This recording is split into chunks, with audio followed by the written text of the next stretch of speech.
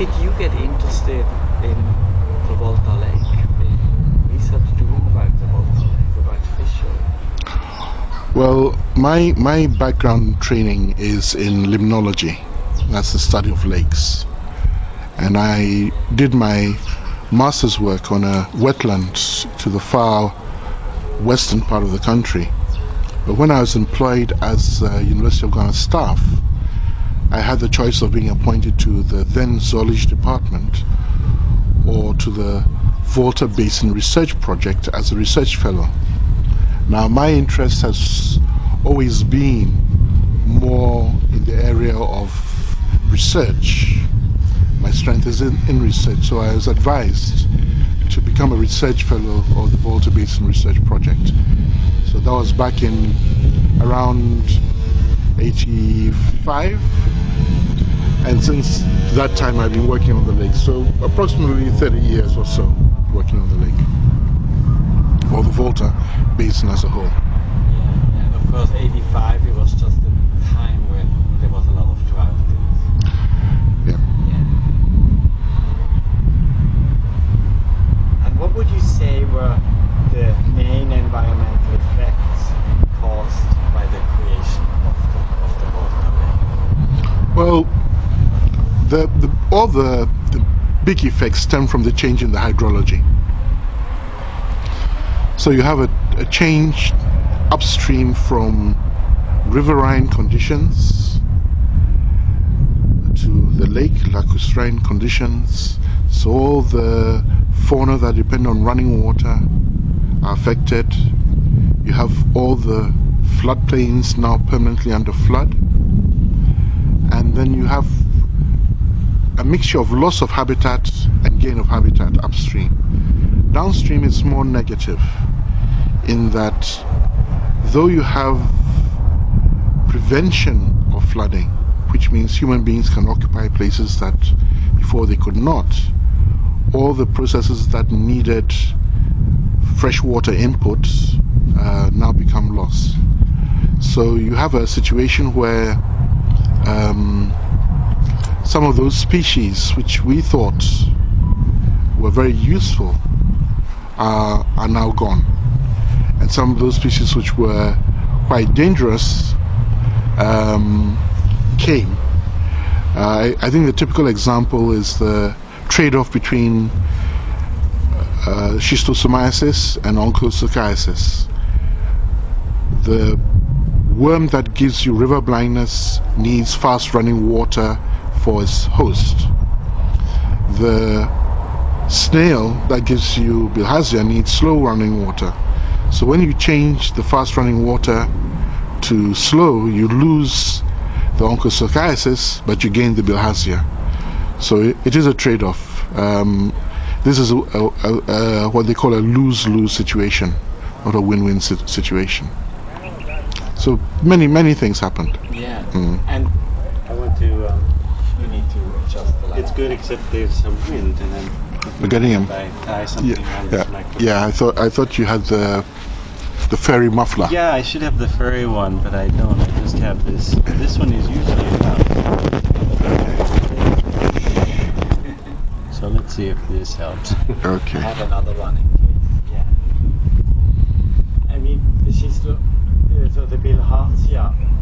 I mean, I've read about it and I've asked people about it, but the way I understand it, I mean, there's no prevention. I mean, if you live next to a tropical lake and you work in the lake and you have bilharzia water. Well, you've read about it. I've had it. Yeah, I've actually had it.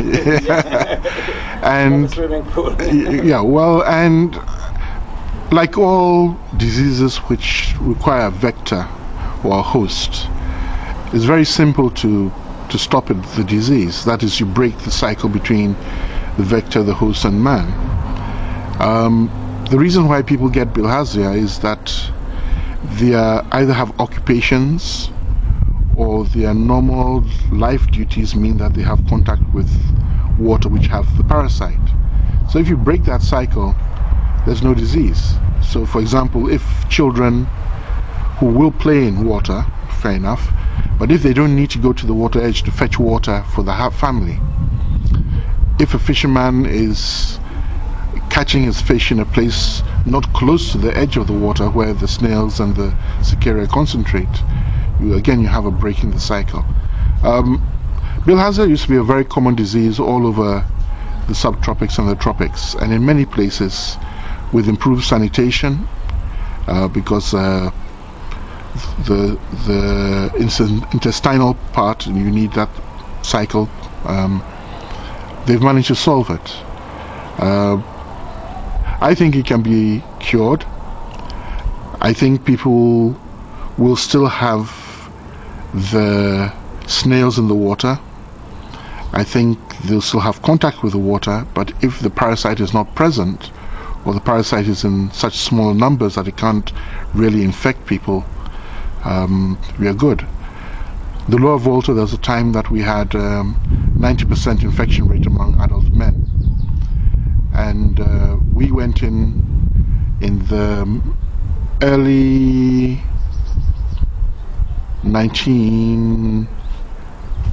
mid-1990s, not to the adults but to the children, where we created educational materials in the form of very simple booklets, songs which were on cassette tape that were given, which talked about the cycle, what to do, how to recognize it, and so forth. And it was quite effective, coupled of course with a program of VRA on medication to kill the parasite. So I think with a proper holistic approach, education, action on the ground, we should be able to break the cycle and stop the disease. Yeah. And I mean, I wasn't aware that, so if a fisherman goes into the water further out, he's not as in danger as if he just steps in from the bank of the lake. Yes. Yeah.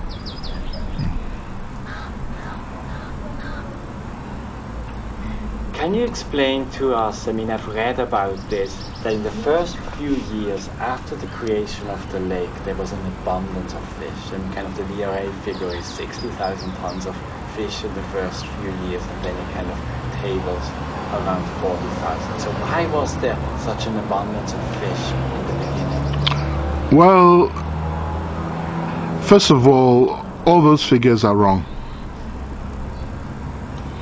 All those figures are wrong. Now, the Volta is a special lake in terms of it has a very shallow mean depth. It's only about 19 meters mean depth. The deepest point is 90 meters. So it has a huge area of very shallow, i.e. 5-7 meter water. And in fact, that is the most productive area of a water body. That's what they call the euphotic zone, where the light enters, so you can get the primary production and the fish live on it. You also have, when a lake is flooded like that, two options. Either the organic matter in the lake is so much that you get what they call an anoxia, very low oxygen conditions which kill off the fish, or you can get a situation where they have a lot of production of oxygen. So we had a situation where we had supersaturation in the Volta. So there's a lot of oxygen, a lot of light, a lot of food, a lot of new flooded habitat. So you have an explosion of all those fish species that thrive there. Now, the 40,000 figure was repeated in the literature for decades. And there was a time when I questioned this, because I looked at the records of the number of fishermen on the lake from when it started to somewhere in the early 90s. And every year there was an increase in the number of fishermen. And what we are trying to say then, by using that 40,000 figure, is that you have more and more fishermen surviving with their families on the same resource, meaning that per fisherman the amount is going down. It's patently not possible. So there was a study done by the FAO, again around that time, 97 or so, which looked at just the Yeji arm, what they call stratum number 7. And they found from the Yeji arm alone, they're getting 40,000 tons. So those figures you find in the literature were just figures that were put in by some official and sent to FAO, and FAO, by virtue of their mandate, has to accept what the national governments provide to them as the official record. So those figures are very wrong. So would you even say that the early 60,000 figure was probably wrong too? I would think it's at least double. Because I can tell you, I looked in the VRA archive, and what is kind of striking me, in the beginning they really didn't know, and so there's this correspondence. The fishery department a much lower figure, and using statistical method they kind of came up with the 60 and then 40, and since it disappeared more scientific, they agreed, okay, that's it, that's what we are sending forward, and the case was solved. Yeah. Well, in fishery they have something they call the morpho-edaphic index, which is the shape of the basin, and the edaphic is linked to the soil types and the nutrients and so forth, and you come up with a prediction based on that. But when you have so much surface area from all the flooded trees, all the bushes, all providing substrate for organisms to live on, the figure becomes practically meaningless.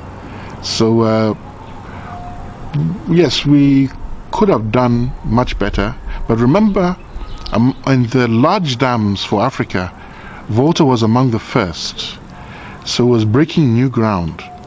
Issues such as environmental impact assessments, World Commission on Dam Standards, they didn't exist. So we really were breaking new ground.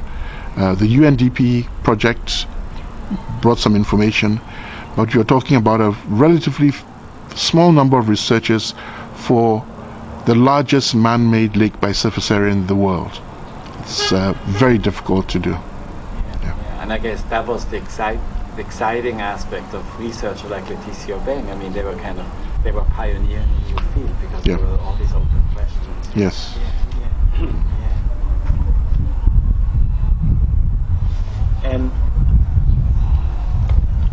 We just actually spent the last few days, or the last week, we went to Bondo Toko. I was interested in that site because the VRA had built a harbour there, and the landing space and the facilities to market fish. And what a lot of fishermen have said, that especially in the last few years,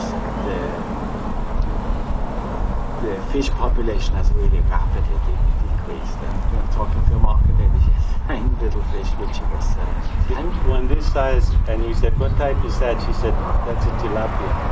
We're taking tilapia that are 3 inches long. So we would like to curious what you think was some of this the reason for this rapid decrease in the fish, or this perception by the fishermen that the catch has really gone down in the last few years. Okay, well, first of all, it's very difficult to get a fisherman in any country who says something is good.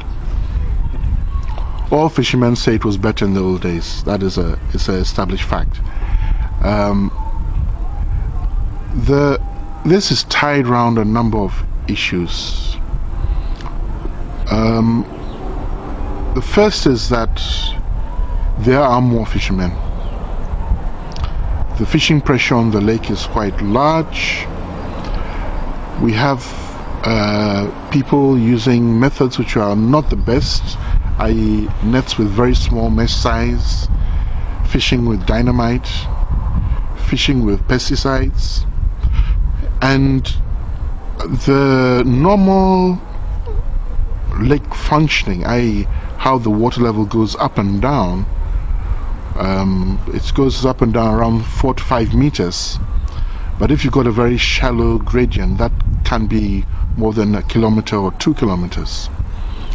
You find that people are now farming very, very close to the edge. In fact, as the water is receding, the farmers are following the water as it goes down. So you don't really have a natural habitat on the reverse when the water is coming up. So all those very shallow areas where the fish use as nursery, the fish use as breeding grounds, as grounds to establish or re-establish populations, are being lost. And as a result of that, I think the recruitment into the fishery is lost. We also have some fishing methods which are not the best, which are not selective, and are pulling out large numbers of fish, which again is not the best. You see, the fishery on the Lake Volta is not a regulated fishery. If you have a canoe, if you have a net, you can fish. And given that the number of fishermen now has risen from the original 8,000 to 63,000 in the mid, to now probably somewhere around 200,000, all chasing a resource, I think there will be impact. The final thing I'll say is that there's been a growth of aquaculture along the lake margins, normally in the form of pen aquaculture. And though we have done a few studies of the possible impact of pen aquaculture on the natural fisheries, I don't think we have enough evidence to say it's completely harmless. Of course, we don't have the evidence to say it is harmful. It's a big question mark, and it's something that needs to be monitored. Really interesting what you're saying. I want to follow up with two things. The first is, I read, in this 1999 publication where it's kind of about the Volta Basin, and you have one of the chapters in it which I read. And what struck me, that you said in it that in a way the fishery is in danger of imminent collapse. And you wrote this, almost 20 years ago, so the mid 90s. Yep. And would you still? It almost sounds pre-science. Would you still say it in such strong terms? Well, I think that as you said, the fishery has collapsed already. It has collapsed. What has happened with any fishery, you have a curve. At the top of that curve is a point known as the maximum sustainable yield. So that is the amount of fish you can take for any particular species, any fishery, that can continue to support itself. I think what has happened is that we have gone beyond that. So the different fisheries are in decline. Now, the advantage of poverty is that if you're poor, you have very little resources to invest. And if you invest those resources and you don't get an outcome, you can no longer take part in that activity. So what has happened is that the fishermen have fished some of these fisheries almost to destruction. So when they go out, they can't get any more fish. And because they can't get any more fish, they can't operate as fishermen any longer. So they have to turn to alternate livelihoods. So you have a situation where people were, let's say, 60% fishermen, 40% farmers, now becoming 30% fishermen and 70% farmers, simply because the income they get from the fishery is not sufficient. And hopefully this will allow some of the fish stocks to recover. But we have some of the large fish like the laties, which take decades to grow to this, the 50, 70 kilos they can get to. You have laties in Lake Victoria which are 110 kilos. We don't get laties like that in the Volta any longer. And you mentioned tilapia. Well, we have different species of tilapia. And tilapia is a species of fish which has different life strategies. It can grow big and breed if there's not too much pressure on them, or it can breed at a very early age if there's a lot of fishing pressure on them. So what happens is that if you are caught before you breed, you have been removed out of the gene pool. But if you can breed small, you stay in. So those tilapia which breed at an early age, small, are the ones which become dominant in the population. And all the big ones which would have taken longer to breed, they're already eaten. So they're out of the system. I mean, what the other thing, I mean, kind of what you hinted at, and I would like to talk a little bit more, is about, it seems to be there are a lot of people that are trying to go into fish farming. And actually we visited in Akasombo, the place where they raise and fries and then fingerlings and basically sell them at a it was explained to us at a subsidized price to anybody who is interested in fish farming. Yeah. So is that an approach which will kind of mitigate some of the problems we've been talking about? What do you think about that? Well, the fish farming issue is a complicated issue. We need people who have to get jobs. I mean, we have to provide employment for people. And the fish farming provides employment. We have a huge lack of fish protein and a huge demand for tilapia. The demand for tilapia is such that we currently import tilapia, which is not supposed to be happening, from the Far East, from Brazil. And there are operating systems where they do have subsidies. So it becomes a question of competition and unfair competition. It is cheaper now to import tilapia from Taiwan or Vietnam than it is to grow it in Ghana. And that is not just because of the cost of labor or cost of feed, but it's because some of these industries are supported. So for example, there's a program.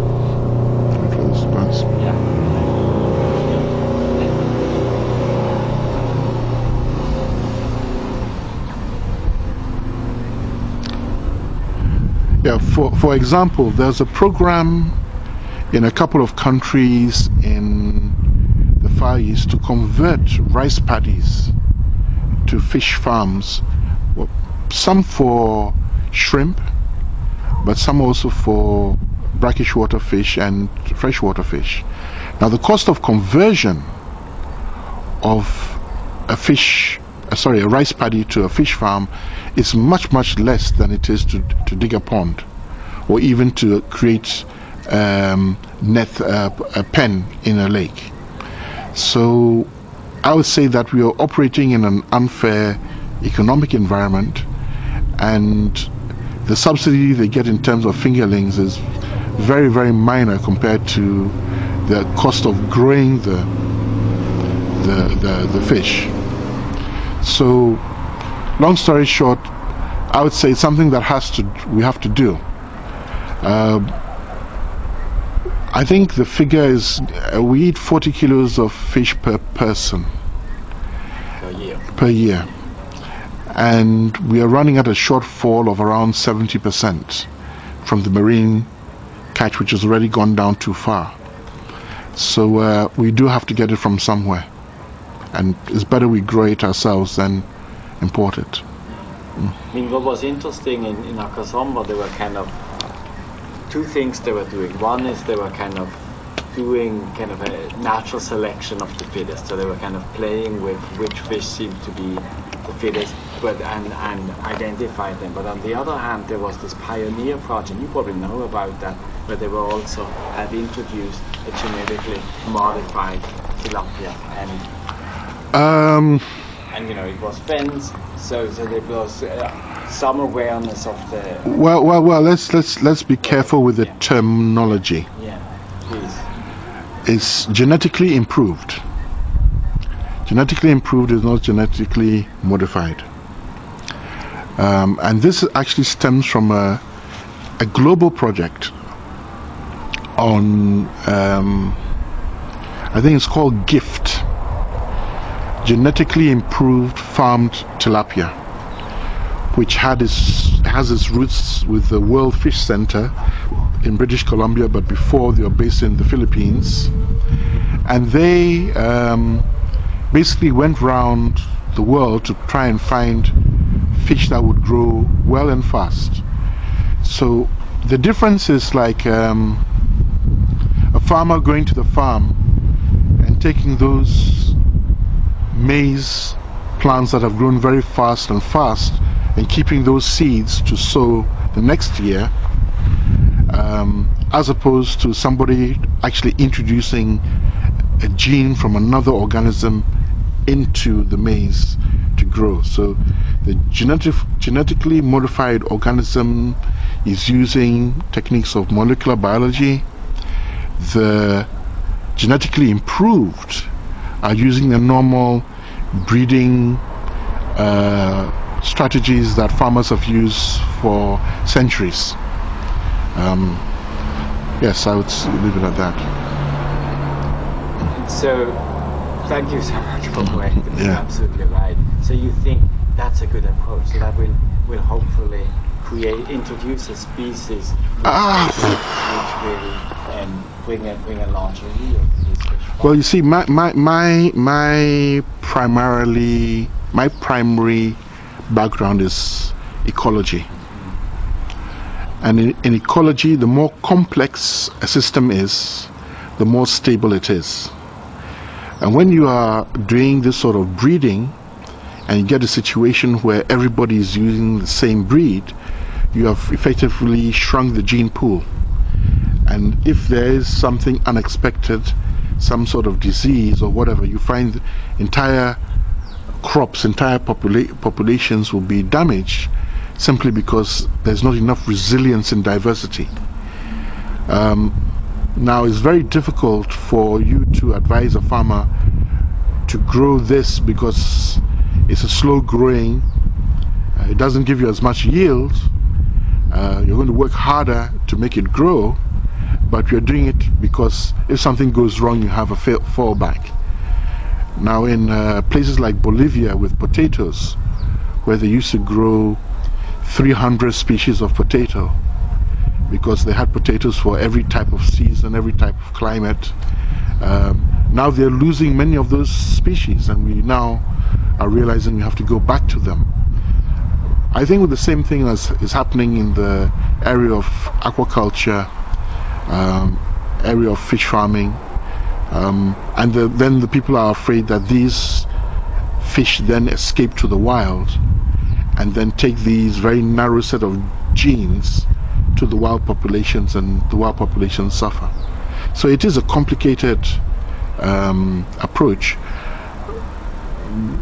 One solution would be to create some sort of park environment, like a freshwater park, where we try and keep out all modified invasive species.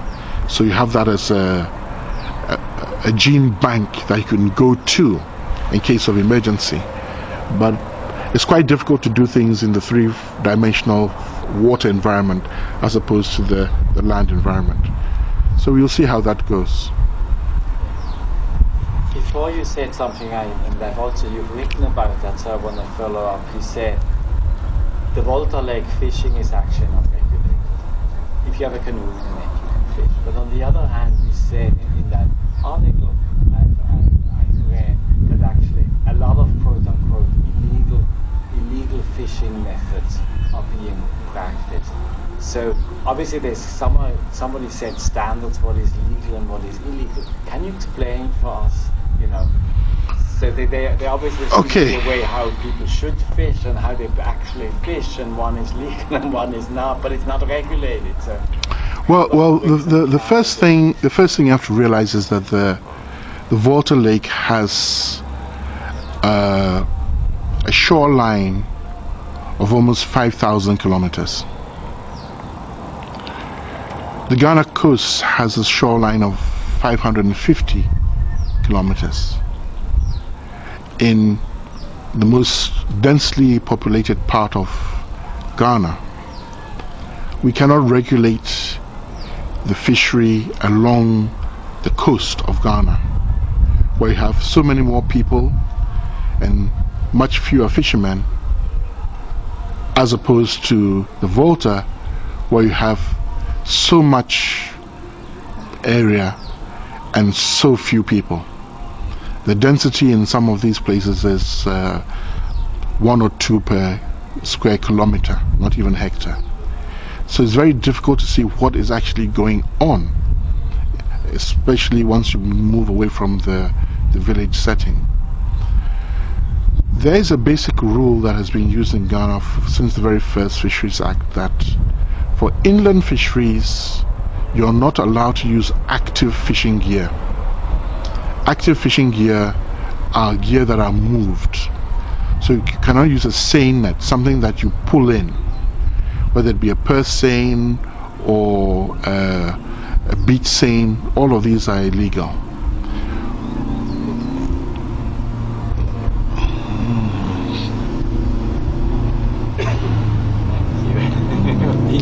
Mindful. Yeah.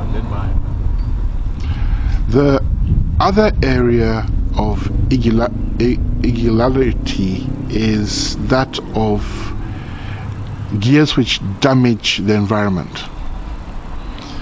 So you have explosives, you have pesticides, but you also have things like bamboo fishing, where the bamboo is used as a trap.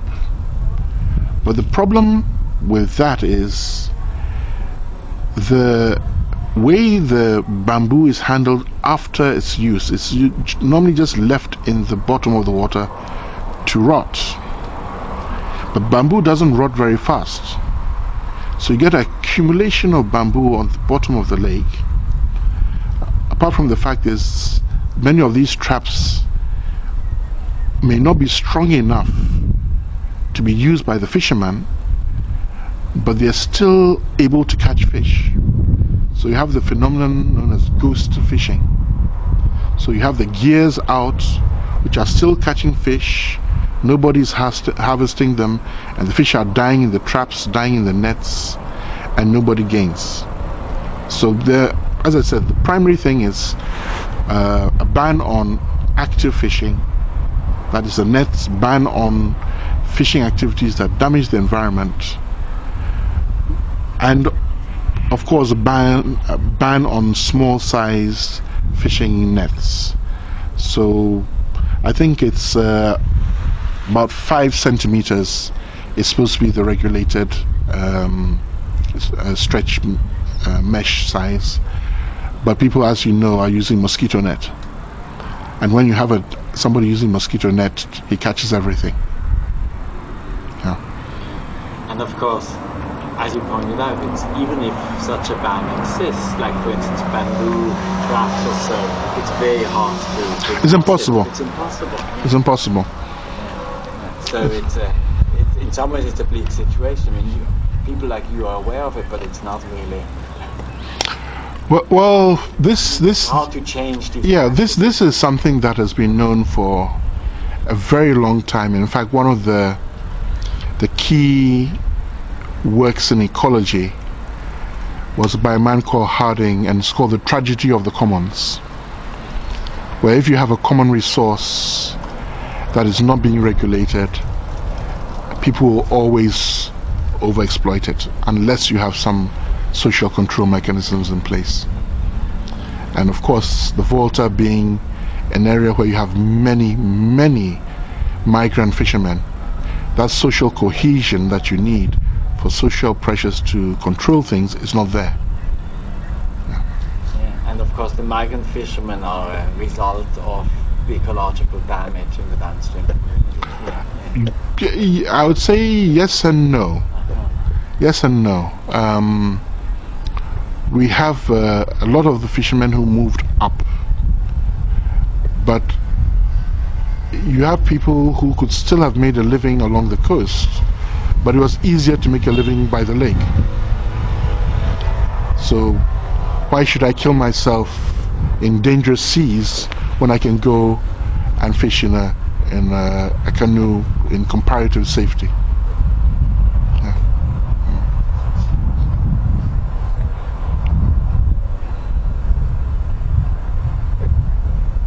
What would need to be done in order to care for the lake and its resources in a sustainable way? I mean, is that possible? I mean, what needs to be done? Well, if you want sustainability and you're talking about water resources, there's a very simple approach, and that is what is called an integrated water resource management or integrated river basin management. We have a Volta Basin Authority. The headquarters are based in Burkina Faso, and it's made up of the 6 states the Volta runs through. That's Ivory Coast, Burkina Faso, Mali, Togo, Benin, and Ghana. In Ghana itself, we have a white Volta Basin Authority, which again uses the IWRM approach to try and oversee all the things that are happening in the lake. But this can only work if it is actually devolved down to the level of the district. So you have district management through a series of coordination activities that span the entire lake. To do this requires money, it requires political will, it requires knowledge on the part of the decision makers of the value of the lake and the water resource to themselves. But then you get into this other very well-known issue that everybody is downstream to somebody, and people don't care about who is downstream to them. They are very annoyed about the people upstream to them, that you are messing up my water, but they don't care about messing up the water that is in their area, what happens to somebody below them. So to get everybody to work together requires, I would say, a paradigm shift in how we approach the management. But I'm sure you're aware that the Volta experiment, and I'll say experiment, was modeled after the TVA, the Tennessee Valley Authority. But the Tennessee Valley Authority had so much more control in terms of how houses were built, how people were occupied them, things people could do. And the Tennessee Valley Authority was much, much smaller in terms of the basin area as compared to the Volta. And when you add the fact that they had a lot more money at their disposal, you're talking about something, let's say, 3 times the land area, with half the expertise, with 10% of the political will, with 5% of the education of the... You cannot compare the two. So the net result is something which is not that great. Yeah. And of course the TVA, it's within one country, perhaps a few states within one country, and here, as you rightfully said, it's 6. I mean, yeah. So it makes it very, very difficult. What would you say, I mean, how has the lake affected weather patterns, rainfall patterns? I think actually the question should be the other way around. How have the weather patterns affected the lake? Now, the lake covered an area which had a mixture of forests, that is semi-deciduous forests, deciduous forests, transition forests, and savanna. And I think if you look at the net area of or the net evapotranspiration prior to the lake against the evaporation from the lake's surface, I think the calculation is that they're about comparable. But on the other question, what has the weather done to the lake? The lake was designed based on meteor data from the 1930s through to the 50s. It so happened that that was a wetter period than the norm, if one can say there's a norm. So the result was that the dam was completely over-engineered. It's probably 5-10 meters higher than it should have been. Now, if you've got a 90-meter high dam, you're talking about a 10% reduction in costs of construction. You're talking about a much smaller area in terms of what would have been flooded. Because remember, I said the gradient is low, so that extra 1 meter of dam height is, 50 meters right round the lake, which has been created as a flood zone. So now, when we've gone through a period of drought in the mid-80s, a period of rainfall which is lower than expected, where we are looking at an anticipated 1 to 5% reduction in rainfall based on data from the 1960s to 2000s, I think the Volta Lake level is going to continue to go down. Luckily, what has happened is that we've had changes in the efficiency of the turbines through retrofitting, so the amount of power that we generate hasn't gone down too much. But the reality of it is that we have lost quite a significant amount of water height because we don't have enough water. But in terms of impact of the lake's surface on the surrounding, yes, there will be some microclimate changes, but I don't think anything major in terms of affecting the intertropical convergence zone or the African monsoon patterns now. Can we have a little pause while I change? Yes. My expertise, but I've read about that. I've argued that man-made lake or man-made tropical lakes release, so much CO2 to the atmosphere that they actually contribute to climate change, to global warming. What do you think about that? I mean, is that kind of overshooting?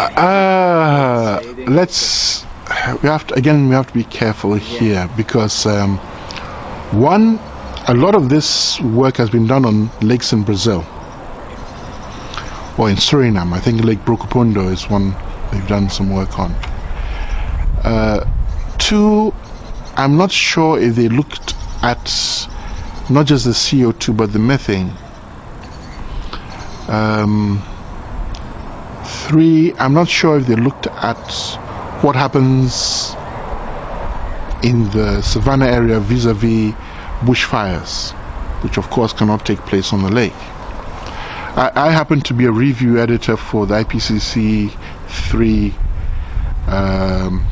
the section on wetlands, looking at constructed wetlands, and it was quite difficult to get solid data. I would say the jury is out. I think that we need to do some really comprehensive comparative studies. One of the greatest emitters of methane in the humid and subhumid tropics are termites. We don't have termites on the water, but if we looked at how much contribution methane from termites, from the cattle that would have been grazing on that land, on the annual bushfires that were taking place in these very unpopulated areas, and weigh that against the CO2 per square hectare or square kilometer emitted by the lake, I'm not so sure about that. I would take it with a big pinch of salt. Yeah, well, good to urge caution. And of course, it's a statement which is being easily made on, on a popular website. Yeah. Just very quickly, but it's kind of important for the video. I mean, what would you say? Who were the people who benefited from the lake, and who were the people who suffered from the lake? The cost benefits of the lake is difficult to say, and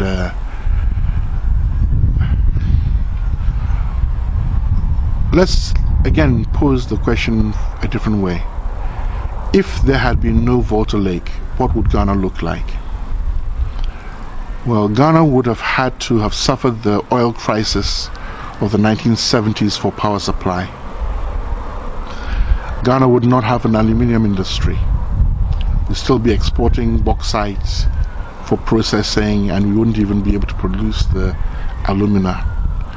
So if you look at the total benefit vis-a-vis Ghana as a country, I would say that Ghana as a whole has benefited. If you look at the impact in terms of the people who are flooded out, yes, there are 80,000 people who lost their homes. But I'm mixed about this. You see, if there's a battle and somebody throws a grenade into a house and one person jumps on it and sacrifices his life so all the other people in the house survive, he's considered a hero. Now, in the case of the Volta, you had 80,000 people who suffered for 10 million. I would consider them heroes. Maybe they weren't treated as well as they could have been, but somebody has to suffer. There's nothing like a total win-win-win-win-win solution in a development project of this nature. But I think if there had been no dam, the face of Ghana as a country, as a beacon of progress, or as a place where people want to do business, would have been very, very different.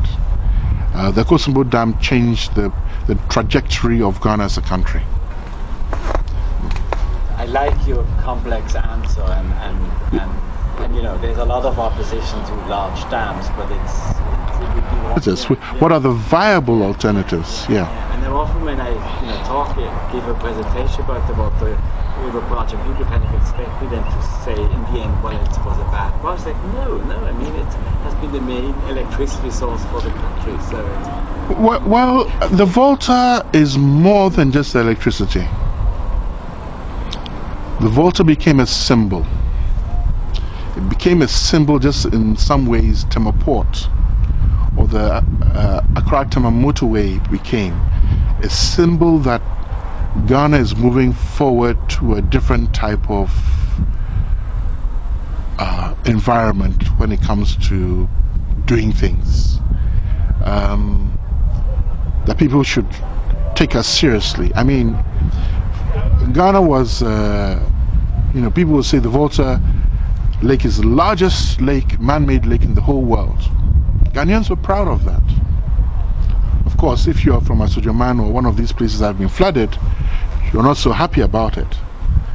But we also have a problem of this intergenerational cargo cult,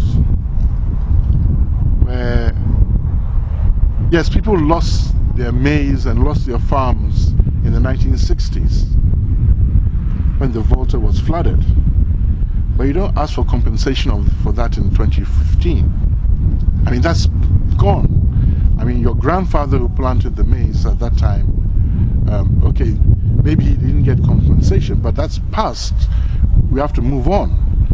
But we have some communities and some individuals in those communities who have this idea of reparation, that the country owes them something. Many countries, I'm sure you're aware, individuals don't own land. Land is vested in the state. Land is vested in the state. Governments do what they want to do with the land, how they want to do it, and you as an individual, you have absolutely no say in it. Ghana is not like that, and I'm very happy about that. But we have to be careful where to draw the line, when do things have to stop, because I think this continual looking for government to come in to solve things for us, it doesn't work. Government is not a business. Government is set policy and create an environment. And if you expect government to come and roof your house for you and government to do this for you, I mean, we'll never move on. Yeah, we need to be a little more self-sufficient. Very quickly, you kind of gave a positive assessment for the building of the Upper Somewhat Dam, so the Volta River part. Would you also share that the dam now under construction, the Blue Dam, that it was good to go ahead and build this dam higher up on the Volta, on the Black Volta? Well, there's a history to Bui Dam. One of the big oppositions to the Bui Dam is the fact that it was being built in a national park. But if you go into the history of it, you'll find that Bui as a site was identified in the 1920s. At that time, Ghana did not have any way of protecting the land from development apart from declaring it a national park. So the Bui National Park was created to preserve the area for the dam, not the other way around. It just so happened that there was some species of hippo which at that time were very common in the whole of the Volta system, which have been used as a target in terms of, okay, we should not have been built. I don't think Bui should have been built the way it's built. I think Bui would have been better off as a cascade, 2 dams or 3 dams. Smaller dams, less area flooded, the top dam acting as a sediment trap, and the 2 dams below as run-of-river dams, very much like the Pong Dam is to the Kosimbo Dam.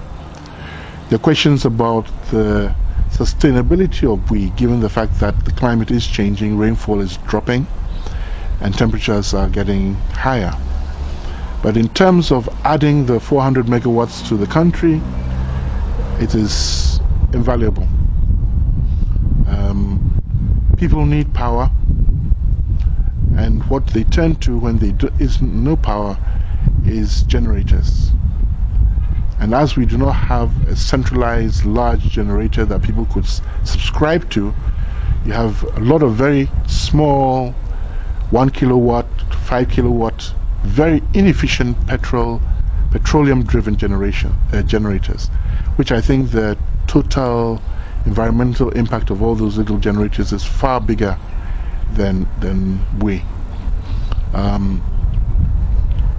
My institute was part of the environmental impact assessment for Bui. In fact, we did it twice. And in fact, I don't know of any other dam in West Africa which has had so much environmental assessments and doctoral theses done on them. The issue is, will they follow the environmental management plan for the dam? If they do, then it's a good thing. If they don't, then it'll be like anything else, not very useful. The last thing you have to remember is most of the inhabitants of the Bui area, people displaced from the 5 villages, were actually settlers from other areas. So there's a village there called Bato, which is actually occupied by ever fishermen from the lower Volta. When they heard there was going to be a dam there, they moved up in the 1960s or something and established a village in anticipation of the dam being built. It's taken a generation, 2 generations for that to happen. But yeah, you have to look at it in the bigger context. Yeah, and again, what we call a comprehensive options assessment. What if not? And what could have been? And then when you do that, then you're in a position to say yes, it's good, or yeah, no, it's bad. But I would say dams are not good as absolute or bad as an absolute. It depends on how they're managed.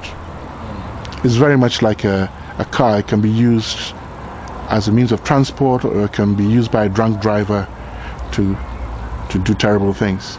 Yeah. So kind of the... I think you're sitting in the sun, yeah. Now. Yeah, should we... Maybe we should adjourn unless there's something... Unless there's something, yeah. Yeah, something... Yeah, is there something we didn't ask you think we should... No, I think it's good. I mean, the thing is, if you look at it, you look at the literature, look at it objectively and so forth, you find that if you ask people who are outside the immediate dam area, people who are not affected directly by the flooding, their lands and so forth, the majority of Ghanaians will tell you that Kosovo was a fantastic thing and was vital to the development. Even those who are affected, many of them became not the fishermen, but the people with the coal stores and the businesses, the people who have created schools for the children of the migrants and so forth. So, can they remember how life was before the dam for their grandparents? And would they want to go back to that? I'm not sure if they do. Some of the older people, again, will say that life was better then. But again, just like the fishermen and the catch, the older person will say life was also always better in the past than it is now. Yeah, it's a human nature. Yeah. And it's a sadness for a life which has changed. Yes, but that's a human, that's history. Yeah, that's history. Yeah. It's like the fact that you can't buy a Betamax video player. Yeah. Yeah. Great, thank you so much. You were excellent.